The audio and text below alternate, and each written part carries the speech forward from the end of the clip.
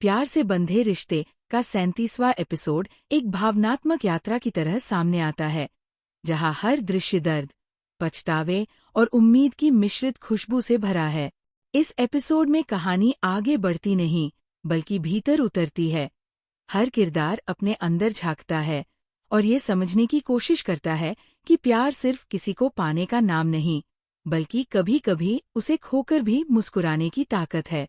Episode की शुरुआत बहुत शांत है, कोई संवाद नहीं, बस एक खाली कमरा जिसमें आर्यन अकेला बैठा है। खिड़की के बाहर बारिश की बूंदें गिर रही हैं और हर बूंद जैसे उसे उसके अतीत की याद दिला रही है। टेबल पर 2 कप रखे हैं, एक उसके सामने, दूसरा खाली। कैमरा धीरे धीरे उस खाली कप पर ठहरता है, जैसे ये बताना चाहता हो कि वो कप किसी के लौटने का इंतजार कर रहा है। आर्यन उस कप को घूरता है और उसकी आंखों में एक सवाल चमकता है, क्या मैं अब भी उसके दिल में कहीं हूँ? उधर प्रिया की दुनिया में बाहरी शांति है, लेकिन अंदर गहराई से उथल-पुथल मची हुई है। वो अपने नए ऑफिस में काम कर रही है, चेहरे पर एक हल्की मुस्कान है, लेकिन उसकी आंखें कुछ और कहती है। सहकर्मी मजाक करते हैं, बातें करते हैं, पर वो उस भीड़ में भी अकेली है। शाम को घर लौटते वक्त मेट्रो के शीशे में उसे अपना प्रतिबिंब दिखाई देता है। वही चेहरा, वही आंखें, लेकिन अब वो लड़की नहीं जो पहले प्यार पर भरोसा करती थी। वो खुद से पूछती है, क्या मैंने सही किया था उसे जाने देकर? एपिसोड के बीच में निर्देशक ने फ्लैशबैक का इस्तेमाल बहुत खूबसूरती से किया है। जैसे ही प्रिया अपनी अलमारी खोलती है, उसे एक पुराना स्कार्फ मिलता है, वही जो आर्यन ने पहली बार उसे दिया था। उसके छूते ही कैमरा एक झटके में अतीत में चला जाता है। वो दृश्य फिर से जिंदा हो उठता है। आर्यन हंसते हुए कहता है, अगर कभी ठंड लगे तो इसे पहन लेना, मैं न सही, मेरी गर्माहट तो साथ रहेगी। और प्रिया मुस्कुराकर जवाब देती है, तुम्हारी बातें भी इस स्कार्फ जैसी हैं, मुलायम पर चुभने वाली। वर्तमान में लौटते ही उसकी आंखों में आंसू है, लेकिन वो उन्हें गिरने नहीं देती। वो खुद से कहती है, अब कोई चीज मुझे पीछे नहीं खींच सकती। पर उसी पल उसका फोन बजता है। स्क्रीन पर आर्यन का नाम चमकता है। कुछ सेकंड के लिए वो फोन को देखती रहती है, उंगलियां कांपती हैं, लेकिन वो कॉल नहीं उठाती। वो जानती है कि हर जवाब जरूरी नहीं, कुछ चुप्पियां भी सब कुछ कह देती है।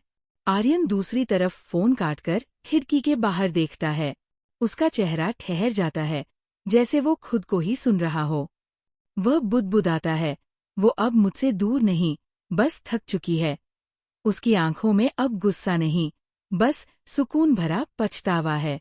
रात का सीन शायद इस पूरे एपिसोड का दिल है। सड़क पर बारिश हो रही है। आर्यन और प्रिया दोनों अलग अलग दिशाओं से चलते हुए एक ही मोड़ पर पहुंचते हैं। कोई नाटकीय संगीत नहीं, बस बारिश की आवाज। दोनों के बीच कुछ कदमों की दूरी है, पर उस दूरी में सैकड़ों यादें, हजारों अधूरी बातें और अनगिनत भावनाएं हैं। प्रिया झिझकते हुए रुकती है। आर्यन उसकी ओर देखता है, लेकिन कुछ कहता नहीं। उनके बीच एक ठहराव आता है, और उसी ठहराव में एक पूरा ब्रह्मांड बसता है। हवा तेज होती है, प्रिया की छतरी उड़ती है, आर्यन उसे पकड़ लेता है। दोनों एक पल के लिए एक ही छतरी के नीचे हैं, जैसे वक्त ने उन्हें थोड़ी देर के लिए फिर साथ बैठा दिया हो। प्रिया धीरे से कहती है, इतना आसान था मिलना, फिर क्यों खो गए थे हम? आर्यन जवाब देता है, क्योंकि हम दोनों ने एक दूसरे को नहीं, अपने अहंकार को चुना था। ये लाइन पूरे एपिसोड की आत्मा बन जाती है। इसके बाद दोनों एक दूसरे को देखते हैं, पर कोई माफी नहीं, कोई झगड़ा नहीं, बस एक समझ कि कुछ रिश्ते टूटते नहीं, बस रुक जाते हैं। एपिसोड का अंत बेहद प्रतीकात्मक है। कैमरा दोनों के चेहरों से ऊपर उठता है। बारिश अब भी जारी है, लेकिन इस बार उसमें दर्द नहीं, एक शांति है, जैसे दोनों ने अपनी सच्चाई स्वीकार कर ली हो।